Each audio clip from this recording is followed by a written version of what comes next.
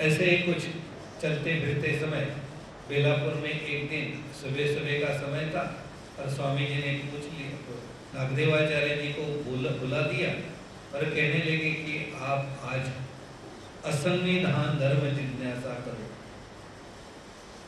आज तक उन्होंने ये बात सोची भी नहीं थी कि स्वामी जी के बगैर भी हमें कुछ धर्म का कार्य चलाना है, स्वामी जी के बगैर भी कुछ धर्म होता है। एकाएक ये प्रश्न स्वामी जी ने, आचार्य प्रस्ताव स्वामी जी ने उनके सामने रखा, वो गड़बड़ा गए, हड़बड़ा गए और उन्होंने कहा कि ये तो मेरी बस की बात नहीं। उन्होंने अपने कान पर हाथ रख दिए, उन्होंने कहा कि ये क्या सुना रहे हो आज, अभी तक तो हमने ये बात सोची नहीं, समझी नहीं थी।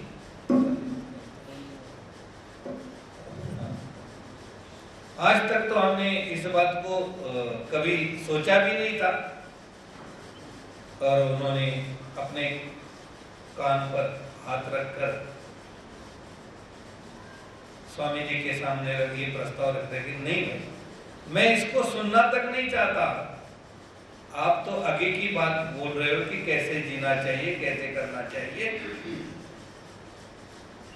जब नहीं मान रहे थे तो स्वामी जी ने महिमभट्ट जी को बोला कि देखो भाई हम क्या कह रहे हैं और ये क्या कह रहा है, हम अब उत्तरापंथ की ओर जा रहे हैं, तो हमारे पीछे आपने कैसा रहना चाहिए, कैसे आचरण करना चाहिए, इसके बारे में आज हम चर्चा करेंगे। इसके बारे में हम अपनी राय आपको देंगे। आचार्य जी तो नहीं मान रहे थे, महिमभट्ट जी ने उनको समझाया और जब बात सामने आ गई, सबसे बड़ी बात उन्होंने कहा कि आपको असंविधान धर्म में रहना है तो किसके सहारे रहना है। तब उन्होंने सबसे महत्वपूर्ण बात कही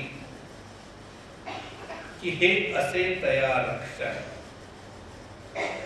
हमने जो भी बात अब तक आपको बताई हुई है, हमने जो जो भी शास्त्र हो, धर्म हो, स्थान, प्रसाद, भिक्षुक और वासनिक, इन चतुर्विध साधन के जरिए, उनके साधन के माध्यम से ही आपको आगे जाना है। वही हमारे रक्षक है। आपने उसको संभालना है, वो आपको संभालेगा। धर्मो रक्षति रक्षिता। आप धर्म का रक्षण करना चाहिए, आपने धर्म का रक्षण करना चाहिए, धर्म आपका रक्षण करेगा। और उस समय स्वामी जी ने अस्थि का निरूपण एक नहीं, दो नहीं, 7 दिन तक, दिन रात स्वामी जी ने असंविधान धर्म के बारे में भक्त जनों से संबोधन किया है। मैं इसलिए आपको ये बात बता रहा हूं कि जय कृष्णी संप्रदाय ही एक ऐसा संप्रदाय है कि परमेश्वर के बगैर ही साधन दाता हमारे सर्वज्ञ श्री चक्रधर प्रभु जी ने की। ये हमारे लिए एक सुविधा, विशेषता उपलब्ध की है कि स्वामी जाने के पश्चात भी उनको हम पा सकते हैं, जान सकते हैं, उनकी अस्थि परी आचरण करने से वहां तक पहुंच पाए। इसीलिए स्वामी जी ने हमें ये असंविधान धर्म जो है वो बोला। एक संविधानाची अस्थि परी, एक असंविधानाची अस्थि परी, अनेक संविधानातून असंविधानी आले त्यांची अस्थि परी। एक तो संविधान में जो भक्त रहते हैं उनकी एक आचरण पद्धति होती है, जबकि वो बात हमारे लिए अब आचरणीय नहीं है। काफी बात हमारे लिए समझ में आनी चाहिए। संविधान में स्वामी श्री चक्रधर जी ने जो भक्तजनों से आचरण करवाया या उनसे कुछ बातें कही है, वो बातें हमारे लिए वैसी की वैसी आचरणीय है ऐसा नहीं है। वो बात खाली उनके लिए आचरणीय है। जैसे आमतौर पर लोग बोलते रहे कि कृष्ण परमात्मा ने तो 16 सहस्त्र कोटि का पत्नियों के साथ ये शादी की इंतजाम कर सकते हैं। शांताबाई सा को स्वामी जी ने बोरी बाबली सिंपने का कुछ विधि बताया, तो आज हम कर सकते क्या वैसे? देवमती को कहा था कि नहीं, हम कहेंगे कि आप ऐसा ऐसा विधि वाक्य करो, कोड़ियाची घरवात करा।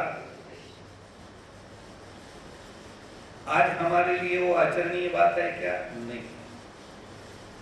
दूसरी बात होती है जो संविधान से असंविधान आने वाले जो भगत है, कि जिन्होंने स्वामी जी को देखा है, स्वामी के पश्चात कैसा आचरण करना चाहिए, इसके बारे में स्वामी जी ने भक्तों को बात कही हुई है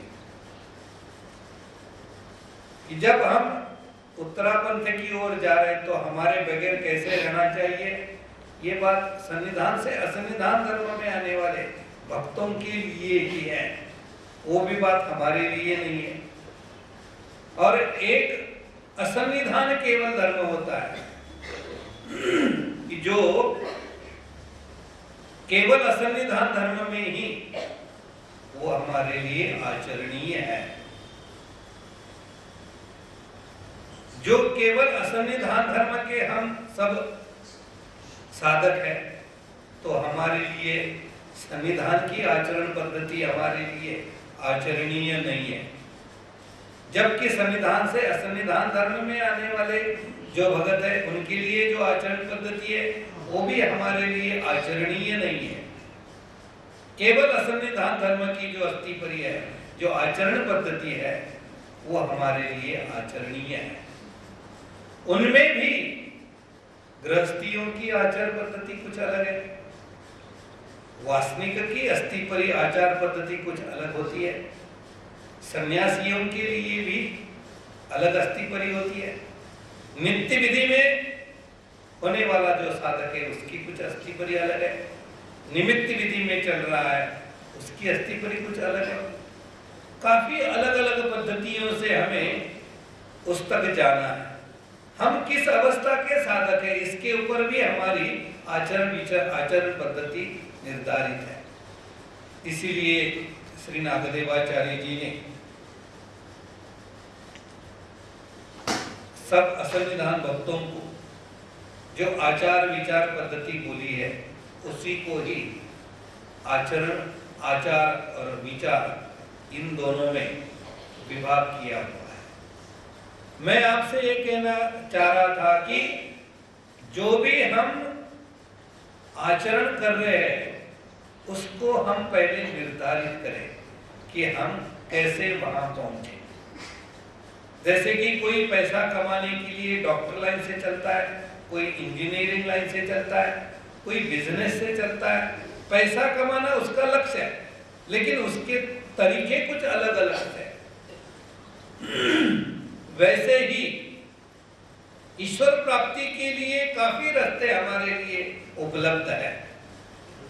हम किस रास्ते से जाए, किस रास्ते से हम वहां तक पहुंच पाए, क्योंकि रास्ते दिखने में कहीं कहीं आसान होते हैं, लेकिन चलते समय उसमें कठिनाई आ सकती है। दिखने में तो शॉर्टकट लगता है, लेकिन वो हमारे लिए कहीं कहीं अड़चन में आने वाली बात हो सकती है उसमें। इसीलिए आचरण पद्धति का निर्धारित करने के लिए हमने पहले से उसको समझना चाहिए कि मैं कैसी अवस्था में हूं और मेरे लिए कौन सी विधि, कौन सी पद्धति मेरे लिए ठीक से चल सकती है। जैसे कि ईश्वर पाने के लिए दास्य मोचक भी कहा है, ज्ञान मोचक भी कहा है। दास्य मोचक भी हमने सुना हुआ है, ज्ञान मोचक भी सुना हुआ है। उसके बाद प्रेम जो साधन है, वो प्रेम साधन भी हमें ईश्वर तक लेके जा रहा है। ऐसे कई मार्ग है कि जिससे हम ईश्वर को पा सकते हैं। हमारी अधिकार पात्रता कैसी है और हमें क्या छूट हो सकता है, हम इष्ट के साथ कैसे वहां तक आखिरी मंजिल तक पहुंच पाएंगे।